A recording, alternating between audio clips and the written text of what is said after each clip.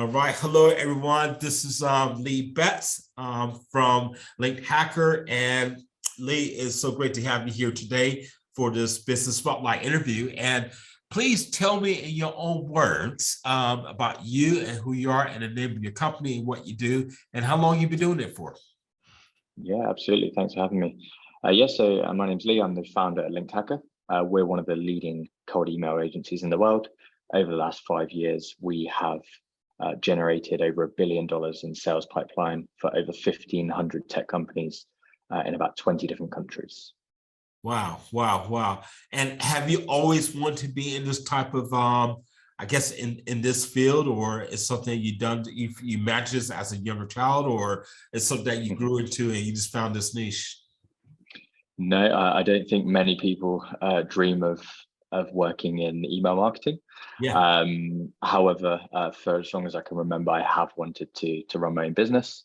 I sort of stumbled across how well email marketing works when doing it for clients and in previous jobs. And 5 years ago, turned that into a business, took off very quickly. And so we've stuck with it ever since. Great.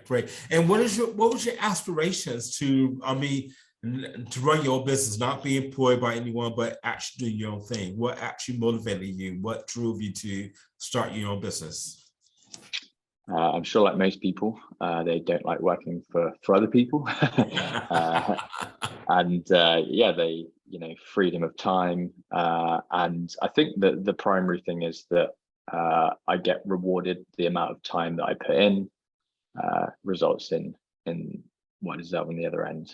So for a lot of people, they work incredibly hard and don't get an awful lot more reward for working that extra. And I've always wanted to be rewarded proportionally.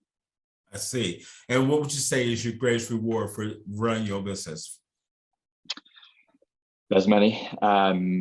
Is freedom of time, freedom of location. So recording this from Italy, working freelance. So you can work anywhere in the world. So I built this business while traveling across probably 15 different countries. Okay.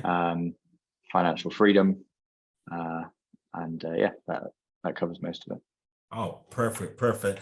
And what would you say right now, as a business leader, what would be your greatest challenge and challenges that you're trying to overcome? Yeah, I think one of the greatest challenges is always trying to grow and finding new ways of doing that. If you aren't going forwards, you're going backwards, and your staff will want to progress. Your employees want to progress. They want to grow. They want to increase salaries, increase responsibilities, and the only way to do that is growth. And to continually find ways to do that is difficult. I see. And can you give me an example, like you say, new ways of running your business and looking at your business? What kind of examples you're referring to? I'm quite interested in this now. Yeah, so over the last 5 years, we've grown from just me to 8 full-time employees. And the way we've done that is by keep growing sales. So we've been increasing the number of inbound leads that come in and improving the business and our retention, so we can keep growing the business. But after 5 years, you run out of ideas on ways that you can attract more customers and improve retention and improve the way you do things, and you run out of ideas. So it's about finding new ways of attracting more clients and improving the small things in the business to increase the revenue. That's good. So I take it that you're a numbers guy then, aren't you? Very much so. Yeah, wasn't good at a lot else at school, but numbers is my thing. Yeah, come on. Because once you have your numbers, if you're able to measure your numbers, then you're able to measure anything in your company. So that just really resonates with us there. And what would you say, like COVID? Obviously, COVID took place a few years ago, as you know. And what would you say has been the biggest impact on your business due to the pandemic? When the pandemic hit, we, although we work remotely sometimes anyway, we all had to work remotely all the time. And that did affect morale. I feel like it had a negative impact on morale because people were locked away in their rooms working all day, every day. That definitely had a negative impact. We also saw revenue drop off initially because there's a bit of fear in the market. But what we quickly realized is that with the pandemic, some people were struggling to make more sales, and so they needed help making sales, and we could actually be there to help them increase their revenue. So actually, eventually it ended up a positive thing for us. We actually grew during the pandemic. Fortunately, it didn't have a huge impact on us because we don't have a physical storefront or anything like that. But. Sure. And what would you say was maybe the 1 or 2 actions that you did to overcome those challenges with the pandemic? You talk about the morale and just trying to boost morale, and and people locked in their rooms as well. And so what did you do how did you boost that morale? Once or twice we sent gifts to the employees to show them that they were still valued. We tried to have regular Zoom meetings, but really we're just waiting to ride it out. And then once we did ride it out, we introduced a travel bonus where a proportion of revenue goes into a travel pot, which pays for the team to have holidays together. And actually last week we all did a week on a yacht in Croatia, completely paid by the company from that travel pot. So wow, that could boost morale. Yeah. Oh, fantastic there. And what would you say as a business leader and being in business yourself, what is your biggest learnings that you could take away as being a business leader? I think my biggest learnings since starting this business are how important the employees are. You always read about it, and I sort of knew that anyway, but really the whole business is based on the employees. If they aren't incentivized correctly, if they're not happy, if they don't have the tools they need, the business won't perform. So I spend the majority of my time making sure that the employees are happy and have everything they need, and the rest of it takes care of itself as long as you hire smart people. Yeah, exactly there.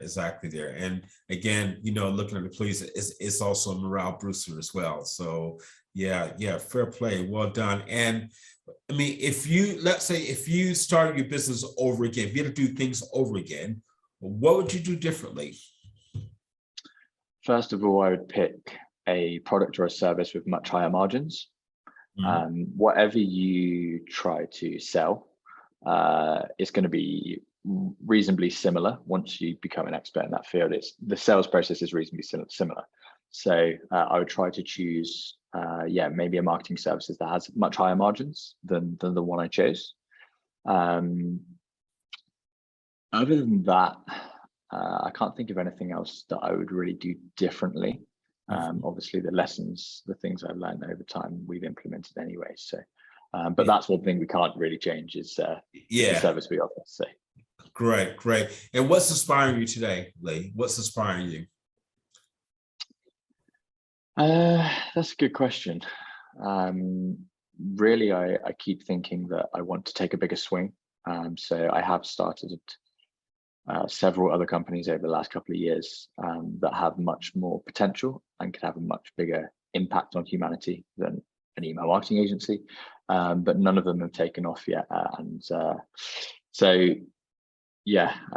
Really, I think maybe starting something that has a much bigger impact or a much more positive impact on humanity is what inspires me, is what I want to work towards. Great. And any famous quotes that you can think of that's like, I love that quote there, that really resonates with me? I live my life by quotes. I have thousands of them. I actually love quotes. One actually recently that I was talking about that I think is one of the most important, I believe it's Charlie Munger, who says, show me the incentives and I'll show you the outcome. And I think that is really important in many areas of business, but in particular, looking after employees. And if you get the incentives right, then the outcomes will look after themselves. Well, that's good. And what advice would you give to a 18-year-old who wants to start their own business? What would be the one piece of advice that you would give to that person? Go and intern for a small company in your field. Try to work with the founder for a few months for free. Learn everything you can, and then just go out and do. Go out and do and fail, and don't get yeah, don't get disheartened every time you fail. You'll fail many, many times before it works. You just got to believe that if you keep doing it, even if it takes years, you'll get there.